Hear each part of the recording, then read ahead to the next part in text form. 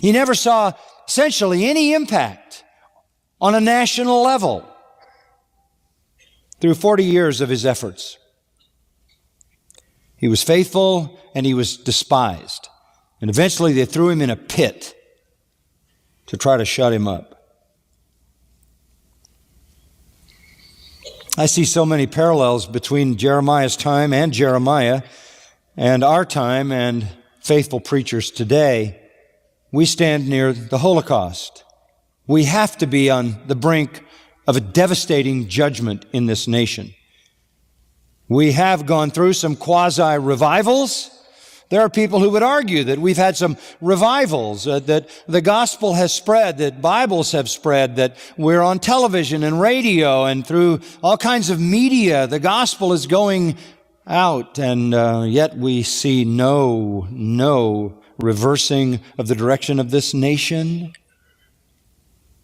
We see no lasting results. The church seems superficial and shallow and consumed with self-fulfillment and self-gratification. So we come to a place in the life of Jeremiah that parallels our own time, and we ask this question. How do we approach a nation on the brink of judgment? Let's learn from Jeremiah. I'm going to show you three elements. Number one, Jeremiah understood that he had a divine mission. A divine mission. I'm sure there were people in those days who were calling for all kinds of social reform, all kinds of political action, all kinds of educational advancement. But none of those had anything to do with the calling of Jeremiah, nor do they have anything to do with our calling. Ours is a divine mission. A divine mission. In other words, Jesus said, "My kingdom is not of this world." That becomes clear to us in the commission of Jeremiah. Let's go back to chapter 1. It's one of the most fascinating callings that any man of God has ever had. And here Jeremiah is informed of things about which he had no knowledge.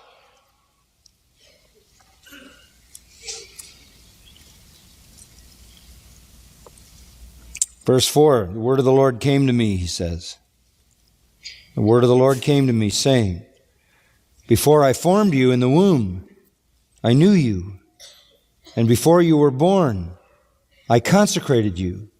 I have appointed you a prophet to the nations." Wow. Here's the first thing to understand about a divine mission. Your life is predestined by God. Your life is predestined by God. Long before Jeremiah was ever conceived in the womb of his mother.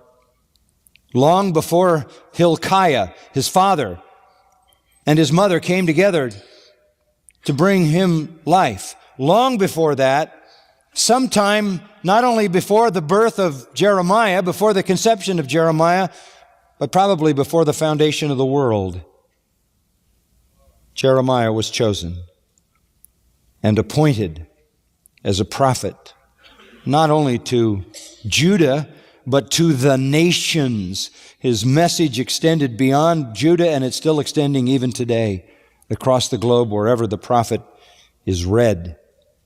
Long before life ever was given to this man, God had determined to separate him, put him in a unique place at a unique time as a consecrated prophet of God to speak for God. Predestination. Here in this brief beginning with 11 short Hebrew words, God gives Jeremiah his own biography. Beginning in eternity past, the timeless eons of eternity, right on through until there are no more nations left for him to preach, God sums up his calling as predestined.